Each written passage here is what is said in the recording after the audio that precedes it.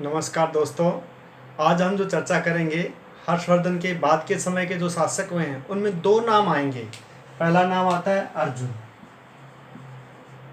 और दूसरा नाम आता है यशोवर्मन।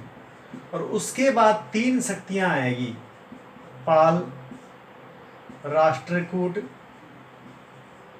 और तीसरी शक्ति आती है जो कि आगे चल करके गुर्जर प्रतिहार। ये प्रभावशाली हुए थे। तो इन तीनों के बारे में हम शॉर्टली चर्चा करेंगे। और कन्नौज को लेकर के लगभग 200 वर्षों तक युद्ध चला था इन तीनों शक्तियों के मध्य। लेकिन सबसे पहले हम अर्जुन की बात करेंगे। यानी अर्जुन की जब बात आती है तो अर्जुन यानी हर्षवर्धन की मृत्यु के बाद में कन्नौज का जो शासक बना है, यानी कन्नौज हर्षवर्धन का कोई उत्तराधिकारी नहीं था। इस कारण से यहाँ पर एक स्थानीय जो व्यक्ति था अर्जुन, और उस अर्जुन ने कन्नौज पर अधिकार कर लिया। इसकी जो सूचना मिलती है यानी चीनी शासकों से मिलती है। चीनी जो शासक था वुंग है, उसने एक राजदूत मंडल भेजा था हर्ष के दरबार में। यानी हर्ष के दरबार में तीसरा दूत मंडल आया था जिसमें नाम आता है हुएंत्से। अब हुएंत्से जैसे ही 647 में यानी 46 में चला था और 47 में पहुंचता है तो उस समय हर्ष की मृत्यु हो चुकी थी और वहाँ पर कोई अर्जुन नामक व्यक्ति शासन कर रहा था। और अर्जुन की जो सूचना मिलती है तो उसने अपना जो राजदूत है उसको वापस बुलाया था, लेकिन अर्जुन ने उसको हुएंत्सान को लूटना चाहा था और उसको लूटा भी। फलस्वरूप हुएंत्सान नेपाली शासक और तिब्बती शासकों से सहायता ली उसने, और प्रतिशोध की भावना ने उसको जगा दिया और उसने प्रतिशोध की भावना उत्पन्न कर ली और फलस्वरूप उसने अर्जुन पर अटैक किया। और नरेश जो नेपाली से नरेश था अंशु वर्मा, और उससे सहायता लेकर अर्जुन पर आक्रमण कर दिया। और अर्जुन को आक्रमण करने के बाद में अर्जुन को परास्त किया और चीन के कारागार में डाल दिया था। इस प्रकार से अर्जुन की तो मृत्यु वहीं पर हो गई थी। और हर्ष के लगभग 55 वर्ष बाद में अप्रोक्सीमेट जब लेते हैं अपन तो 700 ईस्वी से लेकर के, और इसका जो काल माना गया है 740 ईस्वी, ये जो काल आता है यशोवर्मन का आता है। यानी हर्षवर्धन के बाद में जो शक्तिशाली शासक हुआ है उसका नाम आता है यशोवर्मन। और यशोवर्मन ने एक बार फिर कन्नौज को हाईलाइट किया था। तो आपसे पूछा जा सकता है कि हर्षवर्धन के बाद में शक्तिशाली शासक पहला कौन बना, तो आपको आंसर देना है यशोवर्मन शासक बना था, जिसका जो शासन काल आता है लगभग 700 ईस्वी से लेकर के 740 ईस्वी तक आता है। उसने शासन किया था। और यहाँ पर अपन को एक बात का ध्यान रखना है कि ये विद्वानों का आश्रय दाता था। तो आपसे पूछा जा सकता है इसके दरबार में जो एक विद्वान था, बहुत बड़ा व्यक्ति, भवभूति के नाम से जाना गया है। तो यहाँ उसके जो वाकपति और भवभूति दोनों विद्वानी दरबार थे और उन दोनों ने ही इसके दरबार को शोभायित किया था। लेकिन यहाँ पर भवभूति ने कई पुस्तकें लिखी थी जिनमें नाम आता है मालती माधव, उत्तर रामचरित्र और महावीर चरित्र। तो मालती माधव की जो चर्चा है हम बिल्कुल कर सकते हैं कि मालती माधव जो नाटक था इसकी चर्चा कई बार आती है, मालती माधव। और ये आरएस में कई बार क्वेश्चन आ चुका है कि मालती माधव के लेखक कौन थे, तो आपको आंसर देना है भवभूति थे। और भवभूति ने जो नाटक लिखा है मालती माधव, इसमें मालती और माधव की प्रणय कथा का वर्णन किया गया है। ये 10 अंकों का नाटक है। तो ये कितने अंकों का नाटक आपसे पूछा जा सकता है। ये 10 अंकों का नाटक है और इस 10 अंकों के नाटक में उसने बहुत ही अच्छा चरित्र वर्णन किया है। और यहाँ पर यानी यशोवर्मन का जो वर्णन भी किया उसने। और यशोवर्मन के बारे में ये कहा गया कि वह सेवमतावलंबी था। तो आपसे पूछा जा सकता है कि यशोवर्मन कौन से धर्म को मानने वाला था। यशोवर्मन सेवमतावलंबी था। अब यशोवर्मन के बाद में यहाँ पर कन्नौज का महत्व बढ़ा है। कन्नौज में 3 शक्तियाँ उद्गम हुआ है। पहला पाल।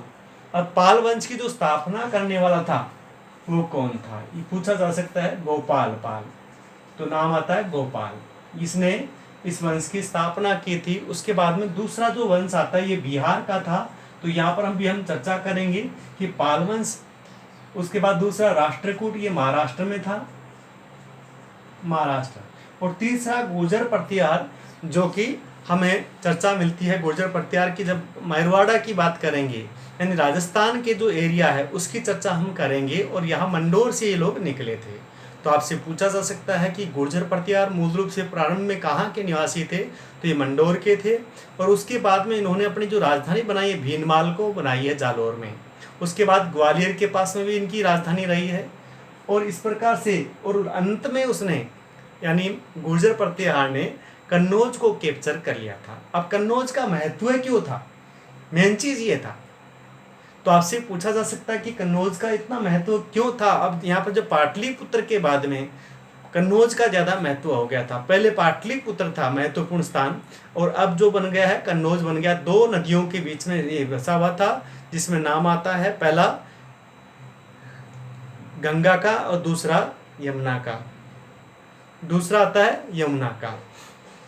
गंगा और यमुना दो नदियों के बीच में कन्नौज शहर बसा हुआ था। स्पीड बढ़ाओ। तो यहाँ पर दो नदियां हैं, कौन कौन सी थी ये आपसे पूछा जा सकता है। तो नाम आया गंगा और यमुना नदियां थी। क्लियर।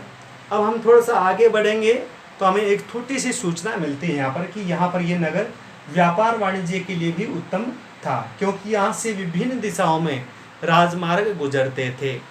तो आपसे पूछा जा सकता है कि यहाँ पर कौन कौन से राजमार्ग गुजरते थे। तो एक मार्ग जो जाता था कन्नौज से प्रयाग होते हुए पूर्वी तट तक जाता था, यानी प्रयाग जो प्रयागराज है, इलाहाबाद है, उसी का नाम प्रयागराज था, और वहाँ तक ये पहुँचता था। दूसरा मार्ग जो जाते हैं वो ये जो कन्नौज से प्रयाग पूर्वी तट होते हुए कांची तक जाता था, और दूसरा मार्ग जो आता है वाराणसी गंगा नदी के किनारे मुहाने तक जाता था ये। तीसरा मार्ग जो आता है पूर्व में कामरूप, कामरूप जो कहा गया है असोम को कहा गया है, और उत्तर में नेपाल और तिब्बत तक जाता था। चौथा मार्ग जो आता है वो कन्नौज से दक्षिणी तट के बनवासी तक जाता था। तो आपसे पूछा जा सकता है कि चौथा मार्ग कौन सा था। कन्नौज से दक्षिणी तट पर बनवासी नामक स्थान पर जाता था। अब यहाँ पर चारों दिशाओं से जुड़ा हुआ था। और पांचों मार्ग आता है कन्नौज से बजान तक तथा आगे गुजरात की राजधानी अनहिलवाड़ा जो आता है धारा नगरी तक जाता था। तो ये आपसे पूछा जा सकता है कहाँ तक जाता था। ये 4-5 मार्ग थे, और जिसमें ज़्यादा मार्ग होंगे वहाँ पर व्यापार ज़्यादा होगा, और व्यापार की सुविधा होगी तो वो शहर महत्वपूर्ण होगा। इस प्रकार इसका महत्व बढ़ गया था। और दूसरी बात ये थी कि कन्नौज जो शहर है दो नदियों के बीच में बसा हुआ था, और इसका एरिया जो था वो बहुत ही उपजाऊ था, और उपजाऊ जो एरिया होगा उसको कोई भी कैप्चर कर सकता है। ये आप भी जानते हैं, मैं भी जानता हूँ। और दोस्तों आज भी जो कोरोना काल में जो महत्व हुआ है वापस ज़मीन का हुआ है। जिसकी ज़मीन अच्छी होगी उसकी ज़मीन में क्या होगा, उपजाऊपन ज़्यादा होगा, तो वहाँ पर लोग क्या होंगे, ज़्यादा बसेंगे। और यही कारण है कि बिहार और यूपी में लोग ज़्यादा बसे हुए हैं, जबकि राजस्थान की जो बसावट है, घनत्व है, वो कम है, क्योंकि यहाँ की जो लैंड है वो कम फर्टाइल है, जबकि यूपी और बिहार की जो लैंड फर्टाइलेशन ज़्यादा है। अब हम बात करते हैं काम की। तो 8वीं शताब्दी में 3 बड़ी शक्तियाँ कौन कौन सी थी, इसका नाम मैंने पहले आपको बता दिया है।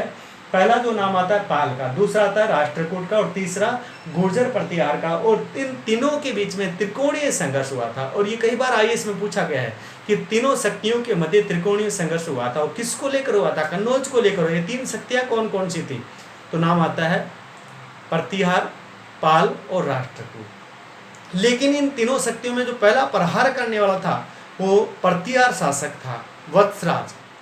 हम जो प्रतिहारों के बारे में डिटेल्स में पढ़ेंगे। लेकिन पाल जो शासक था, गोपाल के बाद में जो बनता है धर्मपाल शासक बनता है। और यहाँ पर आयुध शासक जो है शासन कर रहे थे यहाँ पर। तो आपसे पूछा जा सकता है कि जब इन्होंने अटैक किया था उस समय यहाँ पर शासन कौन कर रहा था, तो आपको आंसर देना है कि यहाँ पर जो शासन कर रहा था आयुध वंश के शासन कर रहे थे।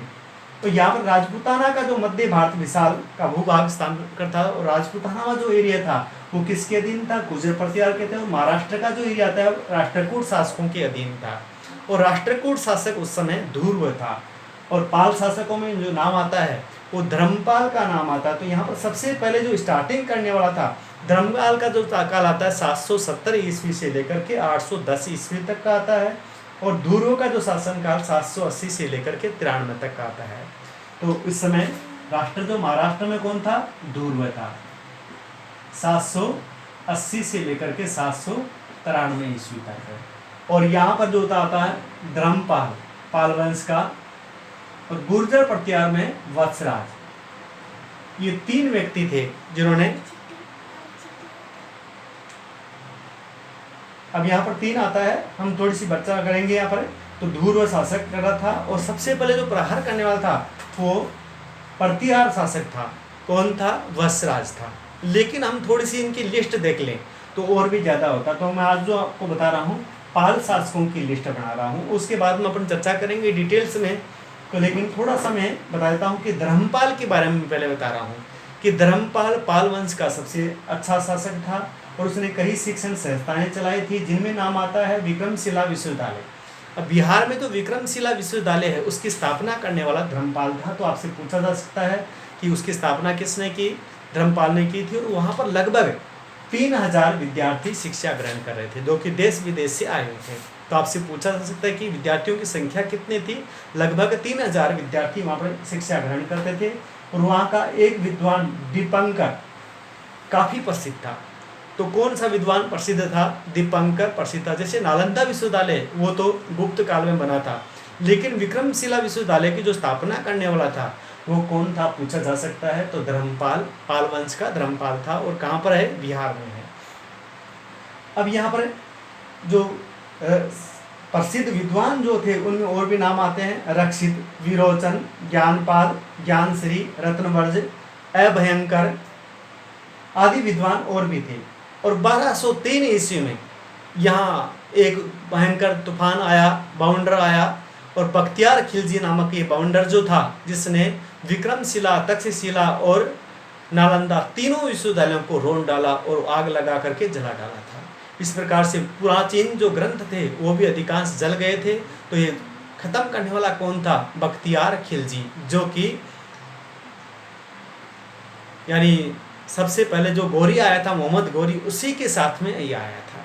तो आपसे पूछा जा सकता है कि बख्तियार खिलजी किसका सामंत था? तो मोहम्मद गौरी का सामंत था। उसके बाद में ये है एक यानी जो कुतुबुद्दीन ऐबक के विपक्ष में आया था ये। अब हम चर्चा करेंगे बंगाल के शासकों की। बंगाल में जो नाम आता है कौन कौन है? यानी पाल शासकों में सबसे पहला जो नाम आता है धर्मपाल का। 770 से लेकर के 880 ईस्वी तक का जो काल आता है धर्मपाल का आता है। और धर्मपाल का जो काल है बहुत ही उत्तम काल माना गया है। उसके बाद आता है विग्रहपाल, जो कि कमजोर शासक था, लेकिन धर्मपाल का बेटा जो देवपाल था वो भी अच्छा शासक था, और उसने भी युद्ध को जारी रखा था।